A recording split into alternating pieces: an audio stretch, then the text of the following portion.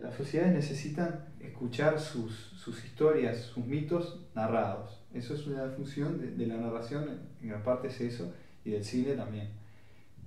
Esta película, además de poder aportar algunos datos, o digamos, hacer más conocidos algunos datos y cuestiones, sobre todo lo que hace es contar de una manera, creo que muy efectiva y clara, por ejemplo, lo que es el western al cine americano. Contar en qué base se funda su cultura, su mito. Cada cine lo tiene que hacer, yo qué sé, el Napoleón de Abel Gance, yo qué sé, todo el mundo tiene que contar su historia, acá se está haciendo.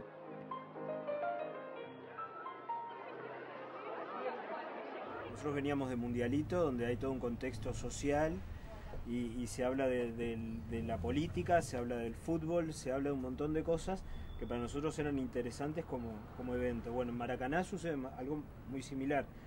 Además de ser una gran historia de por sí, está en un contexto muy particular. Todo ese tema de la idiosincrasia ya es como algo que en un proyecto así vos ya contás con eso, y en realidad lo mejor para nosotros fue olvidarnos, porque de alguna manera termina siendo una mochila toda la expectativa que puede crear cuando uno espera una película sobre Maracaná. Y lo que más nos interesó fue la historia, fue los personajes, tipos que están en problemas, que generan inmediatamente una empatía con el espectador, porque no son estrellas de fútbol, sino que son hombres de a pie, que se ven en una situación, sí, representan a su país, pero más allá de eso, ellos tienen que superar cada obstáculo por ellos mismos. La única manera que teníamos de llegar con chance al último partido con Brasil era ganándole a Suecia. La historia de lo que sucedió parece guionada.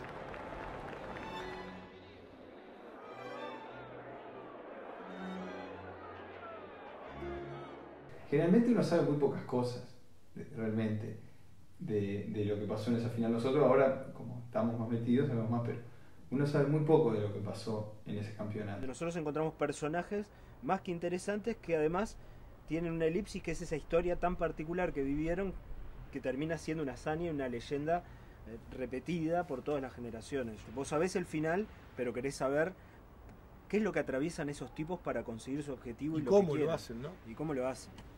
En definitiva es también una cuestión, tiene eso la película también, ¿no? De convicción, de doblegar los problemas que se presentan en la vida, de tratar de lograr determinados objetivos. Es una película con toda imagen de archivo, entonces es como hay mucho material de muchos lugares diferentes, que primero se consiguen en baja calidad, o sea, están de alguna manera, y después se mueve como para ver si existe o si está en buena calidad.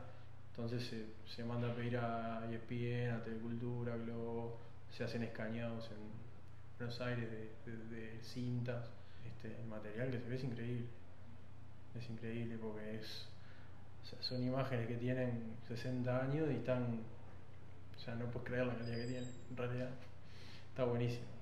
Con la música, que ya se los va a contar Santi, fue, pero desde nuestro lugar, algo totalmente desprejuiciado y que no quedáramos atados, porque usábamos música clásica al principio, Vivaldi, usar todo el tiempo música clásica, o porque usábamos guitarra, que siempre fuera en guitarra.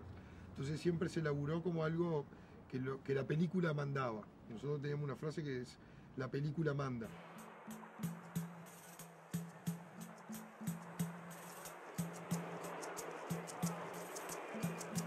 Hubo que llamar a más gente para sonido directamente, y ellos también estaban muy ocupados en una enormidad de temas que tenían que resolver. No estaban enteramente dedicados a lo artístico ni a la producción, pero tenían que dividirse. Entonces me dieron la confianza de que yo vaya probando, y cada tanto ellos iban a ver los avances, ¿no? O sea, íbamos con Hernán y hacíamos una idea y le mostrábamos, y ellos decían que sí o que no, que mejor esto acá, esto allá, y más o menos ahí íbamos entendiendo la cabeza de ellos y poniendo nuestra parte, le fuimos dando para adelante.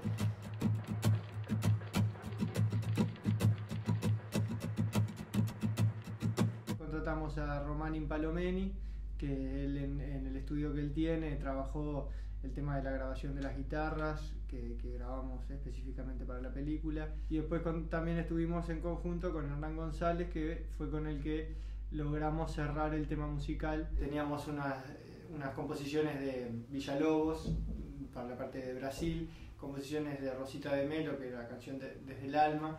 Entonces llamamos a Mauro Marasco para que él interpretara esas canciones y las grabamos.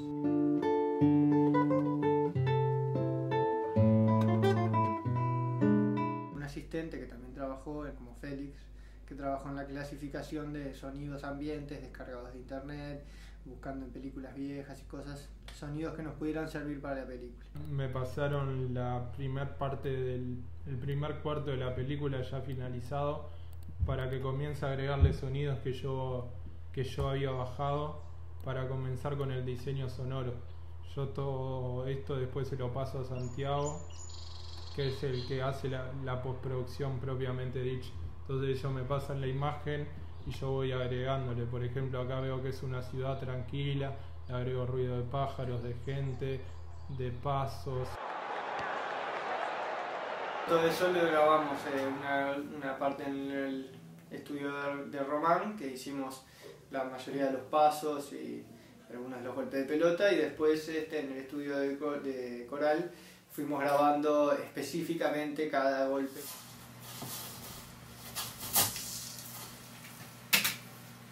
El único archivo que tenía sonido eran las voces de Guilla en entrevistas viejas, las voces de Flavio Costa, de Cicinio, Barbosa. Todos ellos tenían entrevistas que eran más actuales, eran la mayoría del 80 para adelante. Había alguna cosa más vieja de eso, pero todo en malas condiciones se encontró. Usted juega en un país que no es el suyo.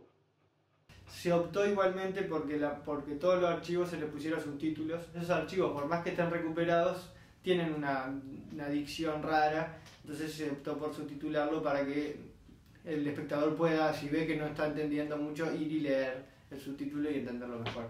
Pero todo el resto de la película, que es el archivo de Cinemateca que se encontró, que tiene todo lo que es las imágenes del Mundial, más las cosas que se le fueron sumando para crear la historia, todo eso era mudo y de ahí se creó todo.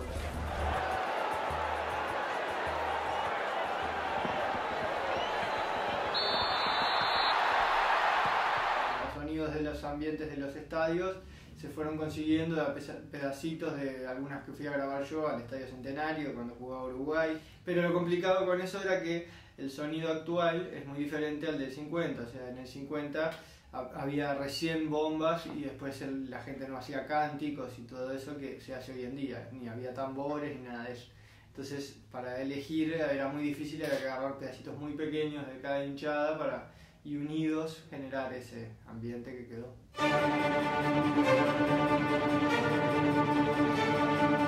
Vivaldi es algo que queda desde la edición, o sea, se probó en edición.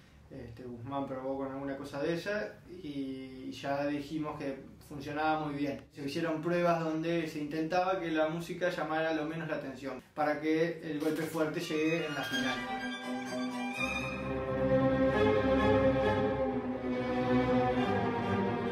Cuando arranqué en realidad con la postproducción y me encontré con ese panorama de que necesitaba más gente porque era mucha cosa lo de la música, mucha cosa lo de los foley, mucha cosa lo de los ambientes, ahí me asusté un poco y dije, no va a quedar esto, va a quedar más o menos, no sé qué, y al final logramos algo que quedó mucho mejor de todo eso que yo pensaba en el momento. Sabíamos que igual iba a generar como cierta metafísica con el año de estreno, con la selección actual, con un mundial que se va a hacer en Brasil. Como que éramos conscientes de todo eso, pero en ningún momento, o por lo menos nos obligamos, porque sabíamos que era un mal camino, relacionar el hoy con el 50. En ese sentido contamos la historia sabiendo que se iba a estrenar en el 2014. Y esta película funciona un poco como una ficción narrativamente. Es un documental, evidentemente, pero tiene formas narrativas de la ficción. Y hace eso, cumple esa función de contar uno de nuestros grandes hitos fundacionales de la cultura nacional, es Maracaná. La identidad está hecha con Maracaná y necesita, como todo mito, ser contado. Y esta película como que plasma el mito. ¿Viste como eso que se dice de Print the Legend, de la película de John Ford? De que si está la verdad y está la leyenda, a veces es mejor imprimir la leyenda. Esta película cumple esa función, es así. Toma el mito de Maracaná y lo desarrolla y lo cuenta con claridad y con mucha empatía por los personajes. No es una película que vaya a revisionar cómo es que nosotros vivimos Maracaná y todo eso, no, lo revive, lo cuenta como una historia épica, que es lo que es, además una epopeya. Tenemos todo para aprender, sabemos muy poco de hecho de muchas cosas, de la vida en general, entonces difícilmente podamos querer o pretender, tener la pretensión de querer ir a explicarle a una sociedad cómo tiene que elaborar su pasado. Podríamos seguir dándole vueltas y arreglando detalles que uno escucha y dice esto más bajo, esto más alto, esta musiquita suena mucho, esta no me gusta, la hubiera cambiado, pero hay un momento que la obra tiene que terminar y hay que terminar.